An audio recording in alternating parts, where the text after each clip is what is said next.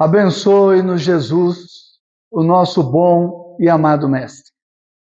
Sem a ideia de fazer digressões históricas desnecessárias ou longas, cumprimos o dever inadiável de registrar que em 31 de março nós lembramos o desencarne de Allan Kardec, que tombou naquela noite em Paris, na sua residência, quando escrevia mais um dos seus textos, no momento em que ele, já com a experiência do movimento espírita, refletia no futuro dele, no que ficaria, no que ele havia construído, e fazia o confronto científico, de acordo com a ciência espírita, e hoje, muito similar à metodologia da pesquisa científica, ele fazia o confronto das ideias,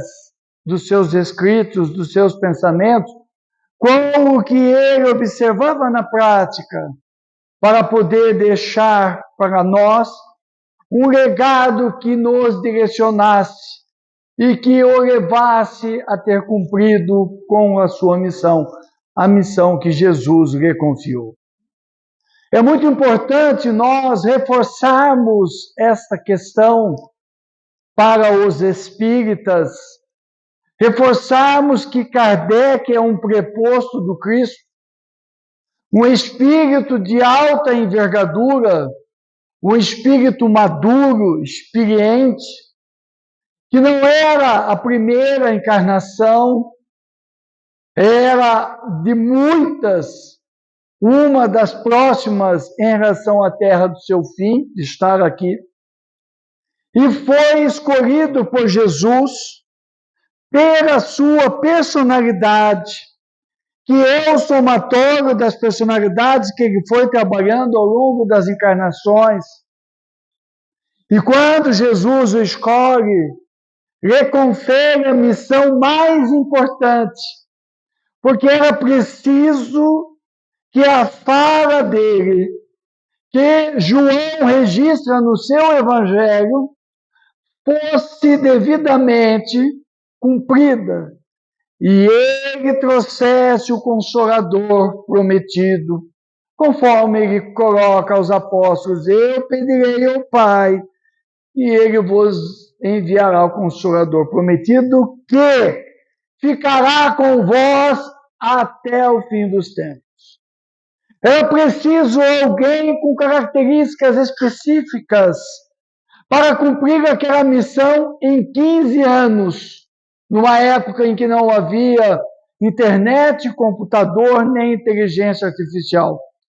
Nos legando 5 obras, o Pentateuco Kardeciano, de uma profundidade ímpar, que nós ainda não conseguimos entender, nós que estudamos o Espiritismo, e muito menos a ciência dos homens, que está por demasiado aquém de compreender aquelas propostas que estão ali. E tudo isso faz parte de um planejamento de Jesus. É preciso nós irmos entendendo que Jesus de Nazaré recebeu, como está em A Gênese de Allan Kardec, recebeu de Deus, nosso Pai, a missão de tomar ao fluido cósmico universal a matéria necessária para formar esse planeta que se chama Terra, para servir de morada para espíritos, para a sua criação de educandário de escola. E desde o começo Jesus moldou esse planeta. É preciso entender a dimensão de quem é Jesus de Nazaré e como ele está conosco e com a terra desde o começo, para entendermos toda a cauda que nos traz aqui nessa noite hoje para estarmos falando isso. Ele tomou daquilo e forjou esse planeta pelos trabalhos científicos que o mundo espiritual tem, pelos equipamentos que possui, que nós não temos nem condições de tentar entender, de imaginar o que seja isso, que lhe permitiu fazer tudo isso.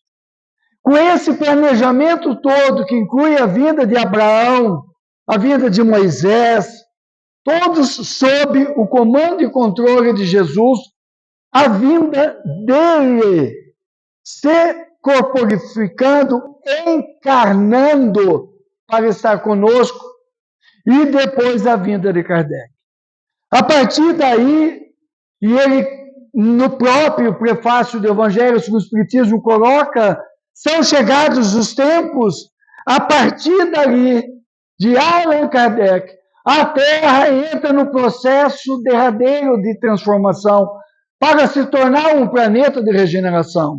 Então, nós já estamos desde 1854 ou 57, se quiser datar pelo lançamento do Livro dos Espíritos, já no período de transição, no movimento da espiritualidade, que vem levando embora daqui os espíritos que não têm condições de daqui permanecer por questões morais, e trazendo para cá espíritos mais elevados para ajudar a empurrar a civilização para frente. Há um planejamento muito bem feito, e como diz o Espírito Emmanuel, general nenhum permite que os soldados e seus subordinados saibam qual decisão ele vai tomar. Eu que o diga. Nenhum sabe o que vai fazer, para que caminho vai. Ele passa as coisas gerais. E Jesus de Nazaré, sendo um general, ele não permite que nós, simples, humildes soldados, tenhamos a noção de para onde vai, mas já está indo, se é que já não está lá. O que mostra o quanto nós precisamos nos encher de humildade e de respeito para com ele. E nesta proposta, nesse planejamento, quando Kardec parte, fica a ponte. A ponte são os autores clássicos, que é importante estudá-los, Camille Flammarion, Leon Denis, Alexandre Aksakov, Gabriel Delane, que mantém a chama do Espiritismo viva até que o doutor Bezerra traz para o Brasil. E inicia-se uma outra fase do Espiritismo do Consolador, que tem um pontapé inicial definitivo com Chico Xavier, quando publica Parnaso de Rentumo. E Chico, e depois Divaldo, e depois Raul, são espíritos que reencarnaram entre nós, trazendo em si o bojo da sua missão. Mas trouxeram junto espíritos que foram os seus guias espirituais, mas guias específicos, dotados de uma experiência e de uma maturidade que permitiu que eles formassem equipes que se utilizavam daquele medianeiro para cumprir a missão de estruturar o espiritismo no Brasil. Porque o Brasil é a pátria do Evangelho, é escolhido por Jesus para distender o seu Evangelho sob um novo prisma pelo mundo, apesar de muitos nós estarmos descrentes disso.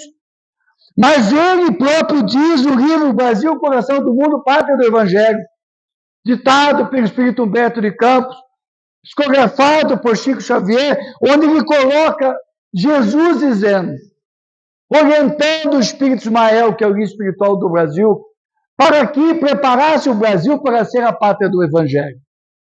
E ele passa a acompanhar de perto todo esse processo. Há um momento muito engraçado no livro, em que o Ismael diz assim, mas mestre, a coisa está ficando difícil. Estava indo para a segunda metade do segundo reinado, as confusões entre os liberais e os conservadores, a Guerra do Paraguai, todas aquelas confusões que quem estudou história conhece muito bem, que eram as trevas atuando, começando a atuar para retardar o crescimento do Brasil. E aí Jesus disse, agora você chama o Bezerra, tira o Bezerra da política, de deputado, coloca ele no espiritismo, e a partir daí nós já sabemos o que aconteceu. Então, chama o Bezerra. Olha Jesus como é pragmático. Já estava pré-posicionado Bezerra. É capaz de hoje, Deus me ouça, que ele chama o Bezerra de novo para ver se a gente avança e empurra um pouquinho para adiante. Então, tudo está planejado. E essas equipes que acompanham os médiums são espíritos que vão dando o tom de acordo com a personalidade de cada espírito e com o objetivo que aquele medianeiro tem que cumprir. Por isso que quando nós pegamos a vultosa obra de Chico Xavier, que também não foi ainda devidamente estudada, mais de 400 livros, nós vemos espíritos mais diversos escrevendo por ele. Nós vemos o espírito Emmanuel, nós vemos o espírito Humberto de Campos, nós vemos vários espíritos que vão colocando o conhecimento para nós entendermos. Quando nós vamos a Divaldo Franco, nós encontramos Joana de Ângeles, a Joana de Cusa. A Joana de Cusa, aquela que esteve com Jesus na Judéia. Não quero você agora, Joana.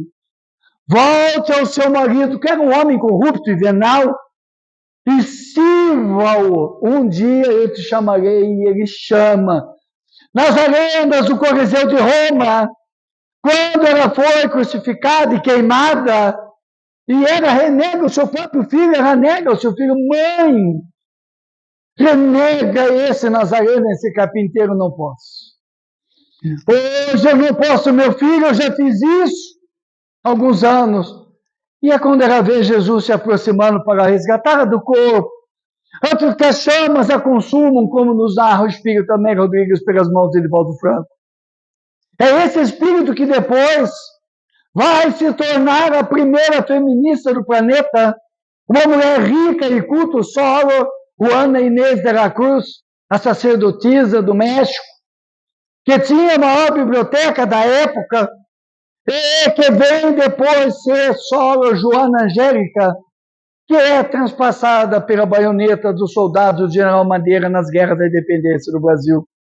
É esse espírito que coordena a equipe que acompanha Divaldo Franco, ou o espírito Camilo, que estava em Roma, sendo um dos principais cristãos da época, sendo odiado por Nero, como me narrou Raul Teixeira, odiado pelo imperador Nero, que via nele uma ameaça. Ele não odiava Nero. Ele esteve com Nero algumas vezes, conversou com Nero, orientou Nero, tentou ver, mostrar a ele que aquele caminho que ele escolheu da loucura e da morte não foi suficiente, mas continuou curando, continuou fazendo o que se chamava na época em Roma de feitiçarias, bruxarias, e era odiado. Até que quando irrompe uma das muitas revoltas em Roma, Nero decide extinguir a vida daquele homem. É o espírito Camilo, que esteve na equipe que deu sustentação a Jesus quando ele esteve encarnado, e que veio atravessando os séculos sempre a serviço de Jesus, um homem, um espírito, uma personalidade cotidiana, pragmática, cartesiana. Os escritos, os livros do Espírito Camilo são aplicações práticas para o nosso dia a dia. Traz o Evangelho e os princípios espíritas para a nossa conduta diária, de um espírito muito forte. Lembro-me quando certa feita, ele me disse, filho, tu estás nas lutas abertas da vida, no campo que te acolheste. Siga em frente, meu filho, se caíres, nunca mais eu me esqueci. Caia no chão do Centro Espírita, onde você terá bênçãos infinitas para te reerguer. E assim tem sido. É esse espírito que vai conduzindo ainda os trabalhos de Raul Teixeira, apoiando, suportando. Marco, por que você está fazendo essa digressão histórica? Para nós vermos que nessas obras, trazidas por esses espíritos que eu citei, entre tantos outros, há um planejamento espiritual. E esse planejamento nos chama a atenção para que nós possamos beber nessas obras, possamos estudar e tirar as ferramentas para compreender o mundo que nós estamos vivendo hoje. Nós estamos sendo abençoados por Deus, nós estamos vendo de novo a volta da conquista do espaço. Nós estamos vendo de novo, eu fiquei preocupado essa semana, porque eu vi o primeiro pouso na Lua, estou vendo agora voltando de novo, passou tanto tempo e eu estou aqui ainda, eu estou virando Matusalém, fiquei preocupado, falei, minha mulher, está na hora de eu zarpar, porque eu vi lá o primeiro pouso, eu lembro como se fosse hoje, aquela televisão chuviscada na casa da minha mãe, e eu estou vendo agora, voltando de novo, meu Jesus, está muito tempo aqui. Como dizia meu velho pai, São Pedro perdeu a ficha lá em cima e vai deixando a gente por aqui. Fica aí para não vir me incomodar do outro lado. Mas quando nós vamos vendo para onde está indo o planeta, a inteligência artificial, as descobertas, tudo que vai surgindo, nos trazendo o mundo, a física quântica, o computador quântico, conhecimentos que vão ampliando a nossa mente, nós não podemos nos perder, porque a nossa referência são aquelas obras que estão ali. E aí, fomos buscar um livrinho entre todos esses, chamado Para Uso Diário, psicografado por Raul Teixeira, um livrinho fininho, com lições pequenas para uso diário, trazido pelo espírito Joannes. Quem é Joannes? Joannes era um artista holandês, pintor primoroso, um músico primoroso, escritor e roteirista de peças de teatro no século XVII na Holanda. E compôs a equipe do príncipe Maurício de Nassau, que veio ao Brasil quando da invasão holandesa em Pernambuco. Naquela época era comum os monarcas colocarem nas comitivas colonizadoras e invasoras artistas para que registrasse o cotidiano da vida, porque não tinha máquina fotográfica. Os quadros que traziam o que era a vida naqueles locais.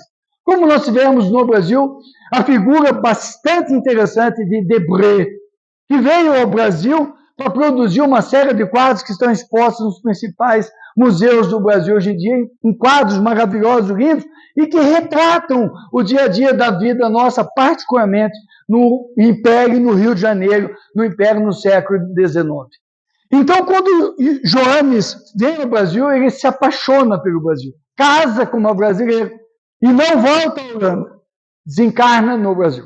Mas ele tinha compromissos europeus e passa a ter várias encarnações, até que a última foi na Alemanha, novamente como um grande artista, dessa vez mecenas, porque dotado de uma fortuna, e acaba ampliando o campo cultural alemão, investe o pós-guerra, e ele se torna uma importante personagem do meio artístico e cultural europeu. Desencarna em 1975, sem nunca ter esquecido o Brasil, e é convidado, a equipe, o planejamento, a vir fazer parte da equipe do Espírito Camilo, em apoio a Raul Teixeira. Porque ele tinha uma visão do Brasil diferente dos outros espíritos. Ele sempre acompanhou o Brasil, o processo de formação.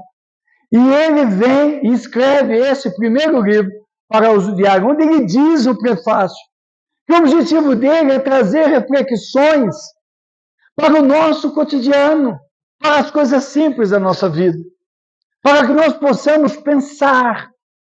Pensamento do Camilo. Camilo fala pensar, refletir, integrar conhecimento, pôr na aplicação da vida prática o que isso do Evangelho me diz, como eu posso utilizar isso no meu dia a dia. E coloca, ele vai e traz. Logo na primeira lição, cujo título é Nosso Planeta, uma reflexão que inicialmente quem vê o título pode achar que eu vou falar aqui de meio ambiente, vou falar de ecologia, nada disso. O nosso planeta, ele começa a nos chamar a atenção das razões pelas quais o planeta existe. E as razões pelas quais nós estamos nele. Porque nós estamos nesse momento muito difícil, preocupante. Não há ninguém aqui tranquilo sabendo que estamos diante de uma ameaça de um grande conflito novamente. De um grande conflito. Jamais inimaginável para nós ao longo desses últimos anos, quando a estrutura geopolítica do mundo estava totalmente conformada para que tivéssemos paz. No entanto, a incúria, o egoísmo, a vaidade e o orgulho dos dirigentes em todas as nações levaram o mundo a esse ponto onde ele está, sem nenhuma exceção. Deixaram-se levar por leviandades, e estão se deixando levar por leviandades, acobertando e agasalhando o materialismo, abraçando o materialismo, e deixando como propósito de vida uma vida absolutamente rica na terra, para meia dúzia, quando milhões, bilhões sofrem as consequências das más gestões, da corrupção, do roubo, em suma, da enganação, da traição, que os povos em todos os campos do mundo são submetidos.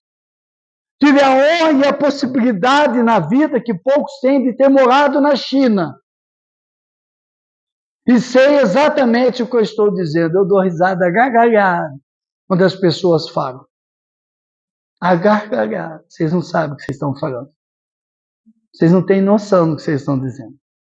Lembro-me das vezes em que fui perseguido lá.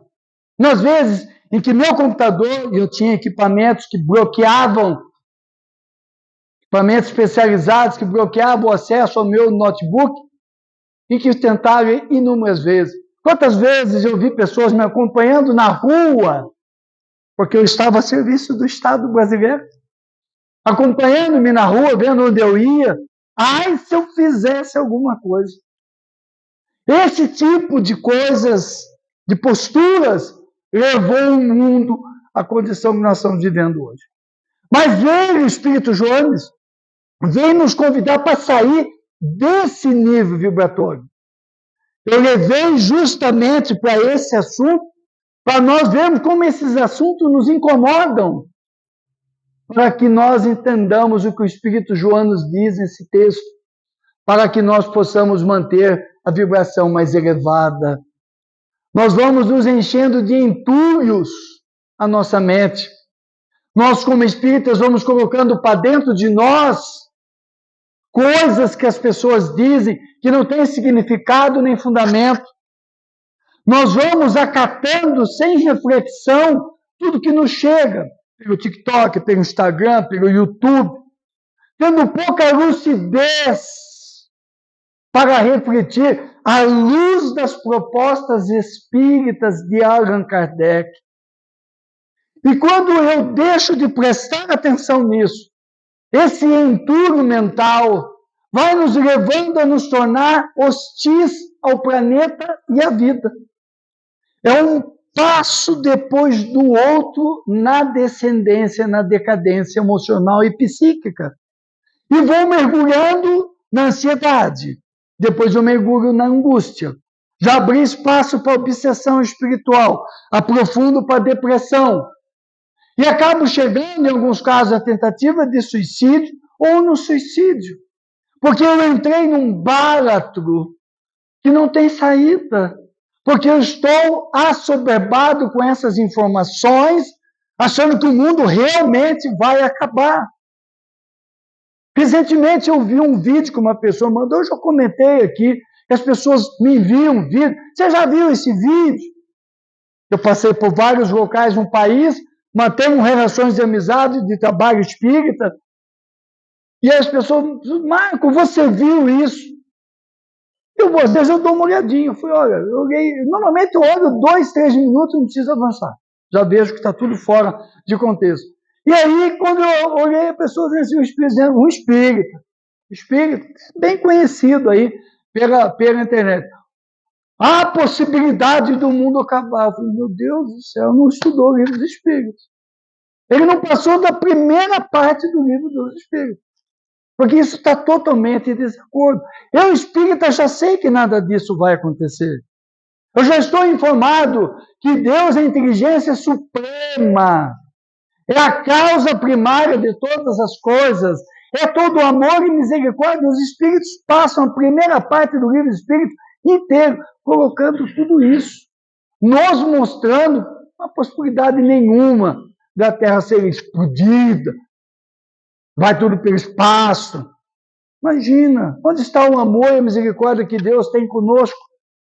Então, nós vamos tendo lucidez para entender que essas coisas não fazem sentido. E o Espírito João diz, nós vamos entulhando a nossa mente. E passo a atacar o planeta, a ter raiva dele. Eu passo a odiar a terra, odiar o Brasil, minha cidade, a terra, tudo, a vida. Quantas pessoas em depressão e tristeza porque perderam o propósito da vida? Por que eu vou viver? A terra vai acabar, vai ter guerra. Quem disse que vai acabar, que não vai acontecer o que conosco? Nós não sabemos. Então a proposta do Espírito Joanes é alterar com informação a visão que nós temos da terra. Entender que a terra, criada por Jesus, formatada por ele, é um educandário para almas necessitadas como a nossa. É um espaço que Deus nos concede e é o espaço que eu posso estar, por eu ser um espírito inferior. Quando eu vou lá na questão número 100 do Livro dos Espíritos, onde há a classe dos espíritos, eu vejo de 1 a 10, um mais alto. 10, um mais piorzinho. Eu tenho uma dificuldade enorme de sair da 10 para 9. Tem dia que eu estou mais animadinho, eu olho lá, estou na 9. Opa, já andei um pouquinho. Normalmente eu me olho, se quer a descrição da classe de espírito, nós somos inferiores, gente. Nós precisamos descer do tamanco, calçar as sandálias da humildade, fazer um autoconhecimento, uma autoanálise. Quem sou eu? Como propõe Carl Gustav Jung. Quem sou eu? Eu sou vicioso, eu sou mentiroso, eu tenho um caráter distorcido, eu dou golpe no trabalho, eu dou golpe no trânsito, eu não cumpro as leis, eu engano, eu minto para a mulher, para o marido, para os filhos. Eu sou um espírito inferior. Eu tenho ódio no coração, eu tenho raiva, eu tenho mágoa, eu guardo mágoa, eu não consigo me libertar dela. Eu sou viciado, eu gosto de álcool, eu gosto de sexo, eu gosto de primitivo, de instintos, droga, tudo que é material. Eu sou avarento, suvina, eu sou tudo isso. Não tem problema, é a nossa realidade. O problema é não reconhecer e achar que deveria estar no outro lugar e dizer que é injustiçado. E dessa injustiça, entre aspas, vem a revolta. Qual a marca dos espíritos inferiores? A revolta com Deus. A culpa é de Deus. A culpa é de Jesus. Eu não vi Deus, eu não vi Jesus, então eu não confio nele. Mas a culpa é de onde ele estava quando houve o massacre tal, onde ele estava quando aconteceu isso. Não é importante perguntar onde ele estava. O meu pai trabalha incessantemente e eu trabalho também. O fato é que ele está trabalhando. A pergunta é outra. O que eu estou fazendo para melhorar esse lugar onde eu estou? Mas, Marco, o que eu tenho que fazer? Uma coisa só. Livro dos Espíritos. Fazer a minha melhora individual. Não querer modificar o mundo.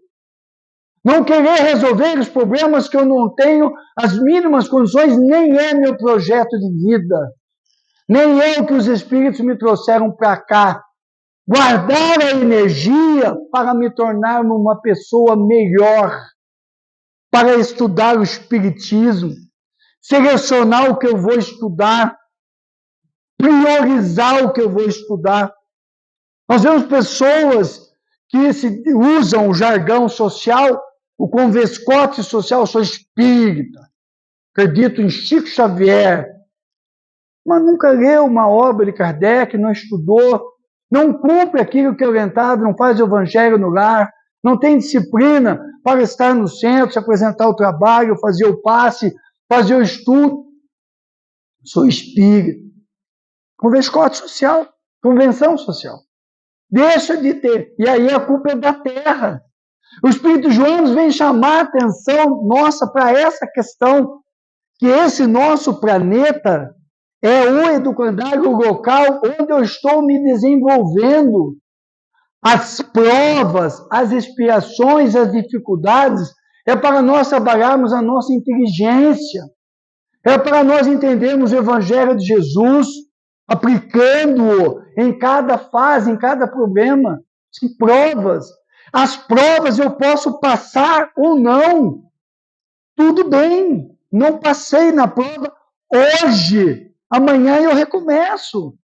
Essa é a proposta evangélica, do Evangelho à luz do Espiritismo.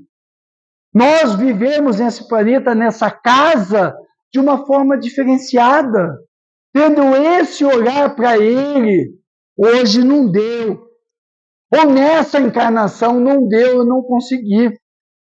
Quando nós olhamos para trás, eu estava conversando com a minha esposa esses dias, ela fez uma cirurgia, e nós estávamos no hospital conversando, trocando ideia, e nós começamos a lembrar de uma série de coisas do passado. E ela começou a falar e eu deixei que ela falasse. Fiquei como que terapeuta ouvindo ela falar.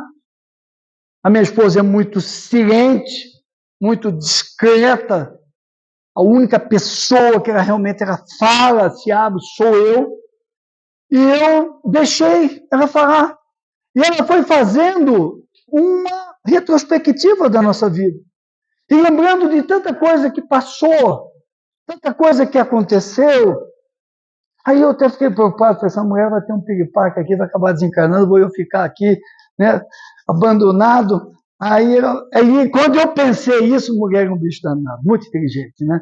Porque quando eu pensei isso, ela falou, Marco Aurélio, fique tranquilo. Porque quando fala Marco Aurélio, virou a coisa.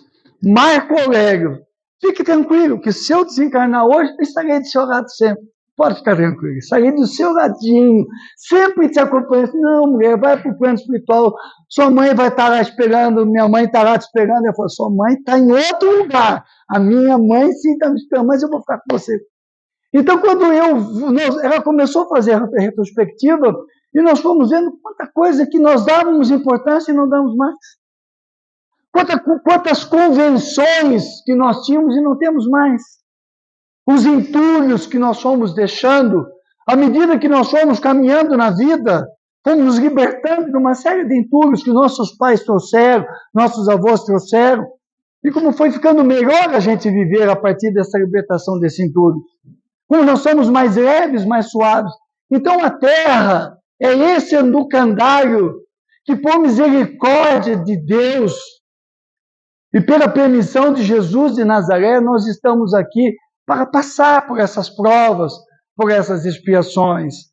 Quando nós vamos aceitando isso, nós vamos atendendo a dois aspectos importantíssimos da nossa relação com Jesus e que tem aplicação prática diária em tudo que nós fazemos. Capítulo 9 do Evangelho segundo o Espiritismo, bem-aventurados os brandos e pacíficos, no item 5. Uma das mensagens curtas e belíssimas e profundas, concisas, do Espírito Lázaro, cujo título é Obediência e Resignação. A obediência, ele diz, é o consentimento da razão. E a resignação é o consentimento da emoção, do coração. O pusilânime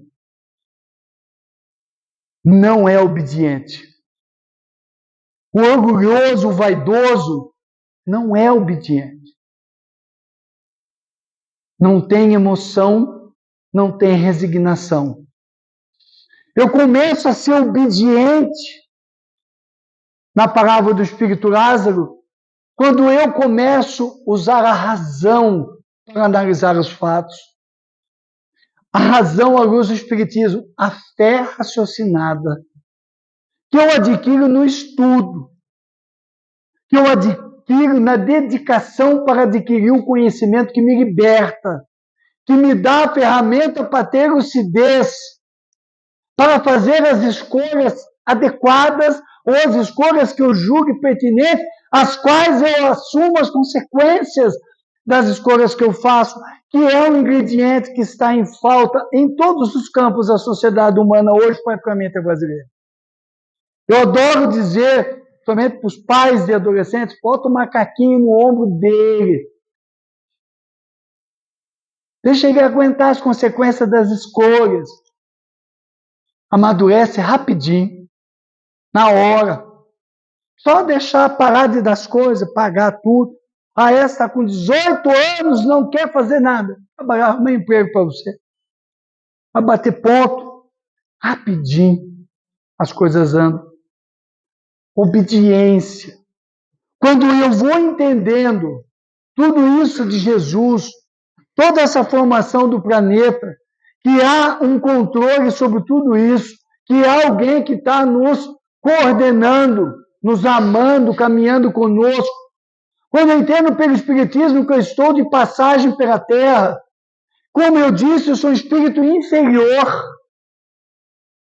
Eu passo a agradecer a Deus as coisas que eu tenho tido, porque eu estou melhorando, eu já estou tomando determinadas decisões que são corretas.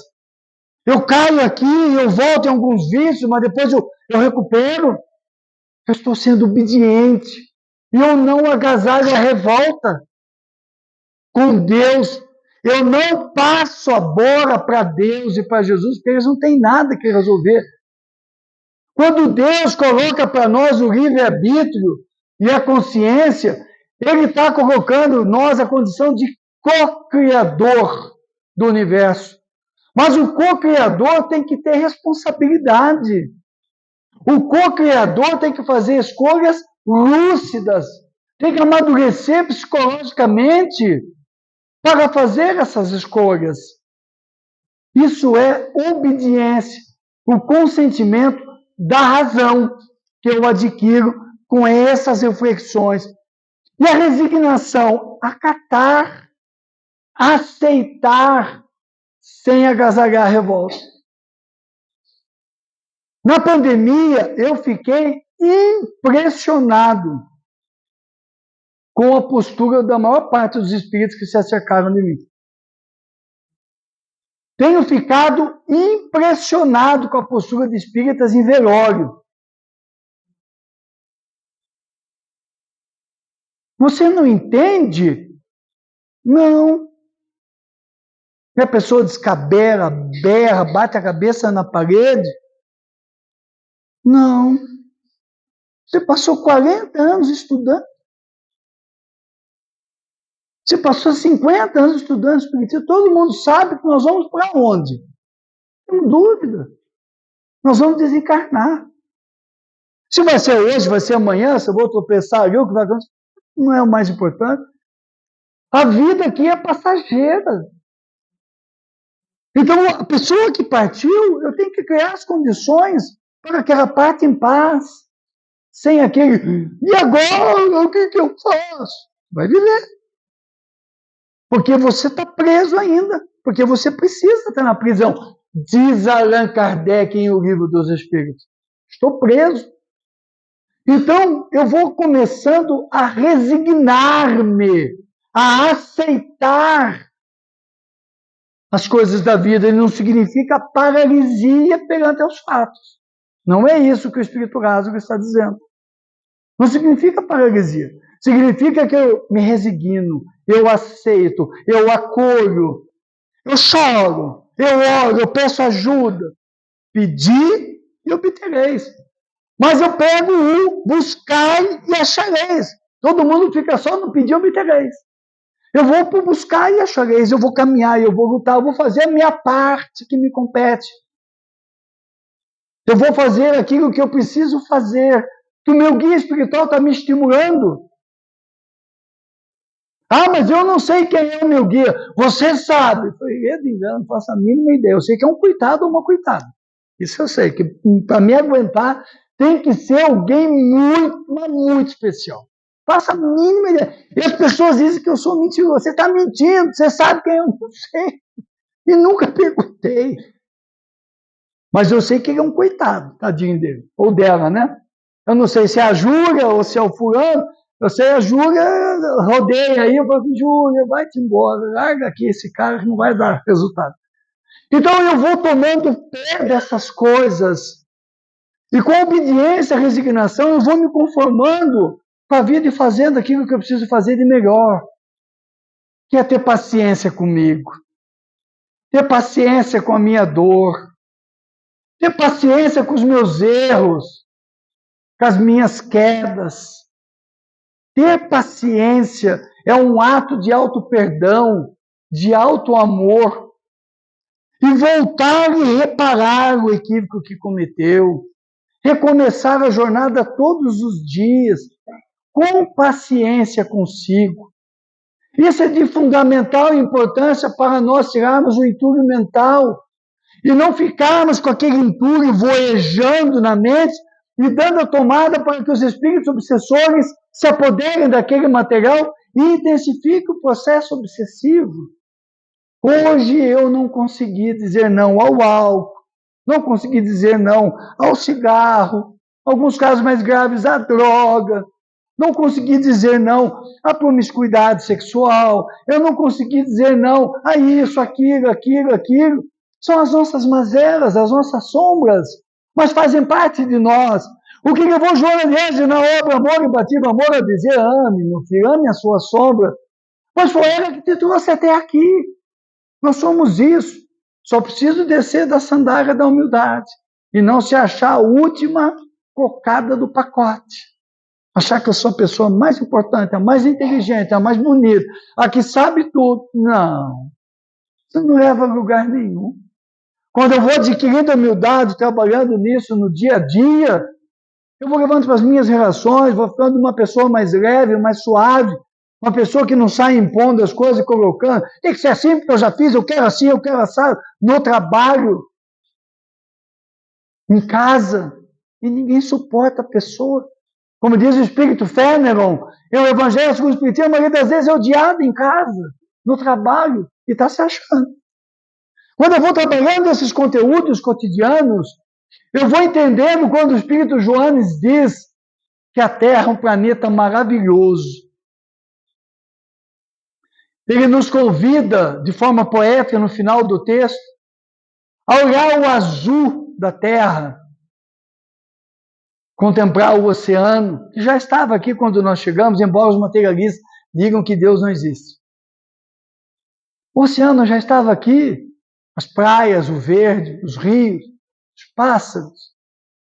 Como é maravilhoso de manhã ouvir a sinfonia dos pássaros, que nos desperta para mais um dia no corpo físico. Como é maravilhoso ver o nascer do sol ou o pôr do sol e refletir. Ouvir o barulho das ondas, o farfalhar das ondas nas areias brancas, como dizia o poeta. Farfalhar das ondas nas areias brancas.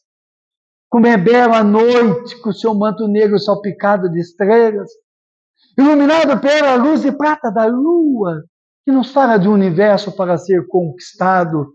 Esse é o nosso planeta. Essa é a casa que Deus nos concedeu para nós sermos felizes aqui e agora. Para nós lembrarmos que existe uma pessoa que amou e ama esse planeta profundamente e que foi obediente e resignado a Deus, nosso Pai, todo o tempo. E que se chama Jesus de Nazaré. Ninguém foi mais obediente do que ele. Ninguém foi mais resignado do que ele na acepção do Espírito Lázaro. E amou o planeta de uma forma como ninguém mais amou. O que leva a Meire Rodrigues a dizer, na obra Quando Voltar a Primavera, ele amava a Judéia. Ele amava as areias brancas do lago de Genezaré. Ele amava os caminhos floridos que demandavam pelas estradas poeirentas que ele perseguia, que ele seguia, onde ele pregava, amava, curava, salvava.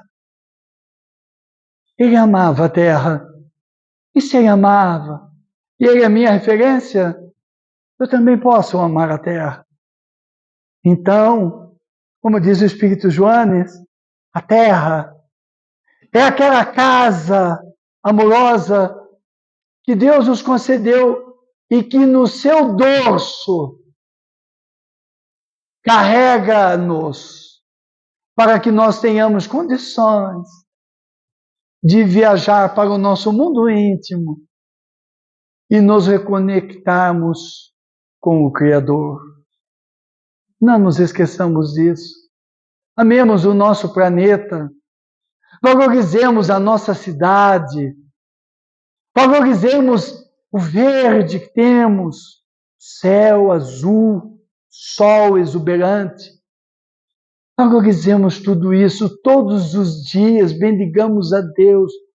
Estamos no corpo físico, estamos andando, caminhando, falando, fazendo, pregando, estudando, vivendo. Fazemos parte da minoria dos espíritos vinculados à Terra. Fazemos parte do número de 1/3 de privilegiados da Terra que estão no corpo físico, enquanto 2/3 lutam para estar no corpo físico. Eu tenho que prolongar essa minha estada. Eu tenho que cuidar do meu corpo, cuidar da minha alimentação, da minha emoção, não encher a minha mente de coisas que não têm serventia e buscar em Jesus as respostas que nós estamos buscando. Nós crucificamos Jesus, mas Ele nos perdoou desde sempre. Nós não precisamos continuar atrelado a isso. Nós precisamos traçar o nosso Gólgota, amando o nosso planeta, amando a encarnação que temos, com todos os problemas que ela tem. E principalmente, nos amando. Nós somos muito especiais para Jesus. Como diz Raul, Ele nos ama de paixão. Ele nos ama tanto, Ele nos quer tão bem, que se Ele pudesse, Ele empigaria todos nós no seu colo e carregaria para todo o universo. Amemo-nos. Vamos dar o espaço para que o amor floresça em nossos corações, em nome de nosso Senhor Jesus Cristo.